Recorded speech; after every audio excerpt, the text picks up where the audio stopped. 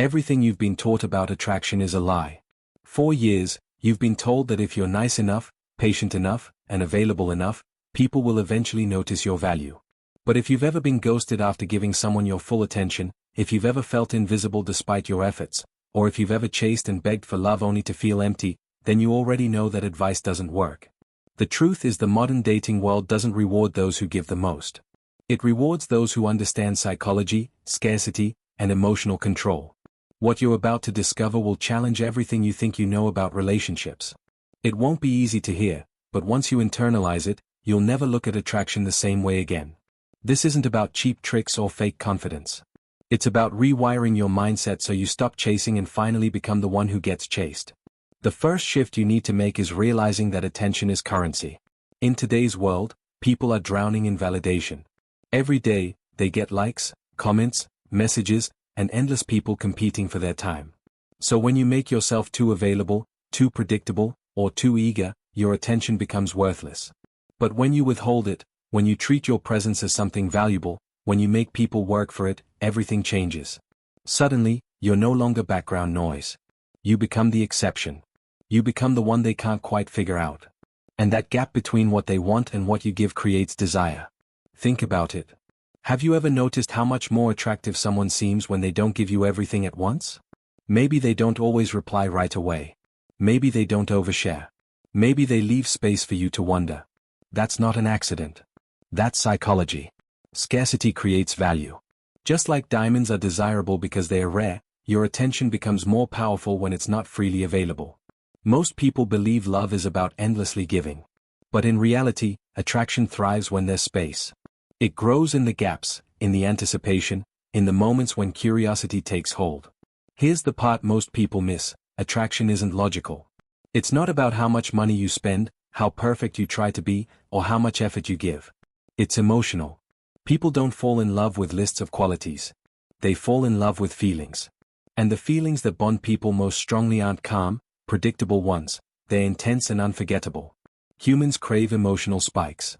That's why we get addicted to thrill rides, suspenseful movies, and even relationships that make us feel highs and lows. When you're too predictable, when you're always there, when you say yes to everything, you flatten the emotional experience. You might be safe, but you're forgettable. When you learn to create emotional highs and contrasts, you become magnetic. People remember you not because you gave them everything, but because you gave them just enough to make them crave more. This is the principle of intermittent reinforcement, the same psychology that makes people gamble endlessly. You don't win every time, but when you do, the rush keeps you hooked. In relationships, it works the same way. When you balance closeness with distance, warmth with space, interest with mystery, you keep people on edge in the best way possible. They think about you when you're gone. They wonder why you aren't reacting like everyone else. They become hooked, not because you're begging for their attention, but because you've mastered the art of pulling back just enough to create desire. But attraction doesn't stop at scarcity and unpredictability. It also requires high-value detachment.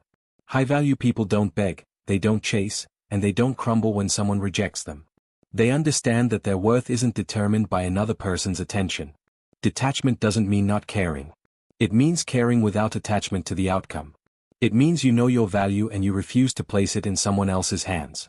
When you carry yourself with detachment, you radiate confidence. You show through your actions that you're whole on your own. And that energy is irresistible. You've probably seen this before. Someone who isn't desperate, who has options, who isn't afraid to walk away when they're not respected, that person always seems to have people drawn to them. Why? Because humans are wired to respect those who respect themselves. And the moment you stop needing approval, you start receiving it. This is why focusing on your own growth is crucial. When you're building your fitness, your career, your passions, your mindset, you stop living for other people's validation. Instead, you live for yourself, and others can't help but notice. From there comes subtle influence, and this isn't about manipulation. Influence is about understanding psychology so well that people naturally gravitate toward you. The way you stand, the way you look into someone's eyes, the calm in your voice, the boundaries you set, these little signals shape how others feel around you. People are drawn to confidence, even in silence. They trust the one who doesn't need to prove anything. Influence doesn't require shouting or forcing. It's the quiet pull of presence that makes people lean in closer, wanting to know more. But none of this works without self-control. Most people today are ruled by their emotions. They panic text, they lash out in anger, they overshare out of insecurity. Every time they do, they hand their power away. The person who stays calm, the one who doesn't react out of impulse, instantly becomes the most attractive person in the room. Because calmness is rare, and rarity is valuable. When chaos happens and you remain steady, you become the anchor others look to. That composure alone sets you apart from nearly everyone else. This ties directly into silence, mystery, and distance. Most people fear silence. They rush to fill it with words, texts, and constant validation. But silence, when you're comfortable with it, becomes a weapon. It creates anticipation. It makes people wait, wonder, and think about you in your absence. Mystery works the same way. When you reveal yourself slowly, when you don't give everything away, you trigger curiosity. And curiosity is the spark that makes people chase. Humans are drawn to the unknown, to the unanswered question. That's why the less you reveal, the more people lean in to figure you out. Even rejection can become your greatest weapon. Most people crumble when they're rejected. They take it personally, lash out, or sink into despair. But high-value people see rejection differently. They understand rejection says more about the other person's preferences than about their worth. And when they handle it with grace, when they shrug it off with composure, they show something few people can: emotional strength. That resilience is unforgettable. Sometimes, it even makes the person who rejected you reconsider. Because nothing is more attractive than someone who doesn't let rejection define them. Now, let's clear something up. Some will say using psychology in relationships is manipulation. But there's a clear difference. Manipulation is selfish and deceptive. Strategy is intentional and ethical. Manipulation tries to control without care for the other person. Strategy simply creates balance so that attraction flows naturally. If your goal is respect and mutual investment, you're being strategic, not manipulative. But if you're only chasing selfish gain, then you've crossed the line. The key is intention. When you approach relationships with self-respect and ethics, you win long-term.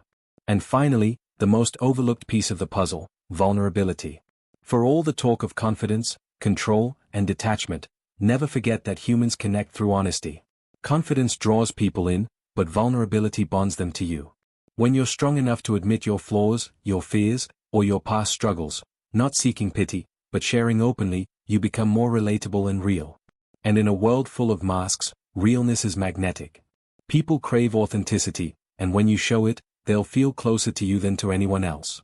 So here's the reality: attraction isn't about begging for love, proving yourself, or giving endlessly. It's about mastering your psychology, treating your attention as valuable, embracing detachment, creating curiosity, holding emotional control, and revealing your humanity in the right moments. When you do this, you stop being the chaser. You stop settling for scraps. You step into the role of the high-value person, the one people can't stop thinking about, the one who sets the pace, the one who inspires pursuit. The question is simple: will you keep following the old lies that keep you invisible, or will you take control of your story and become the one they chase? Attraction isn't about what you say, it's about the silence you're comfortable with, the mystery you hold back, the calm you radiate, and the presence you project. When you stop giving your power away for free, you'll notice the shift. People will chase you, respect you, and fight for your attention.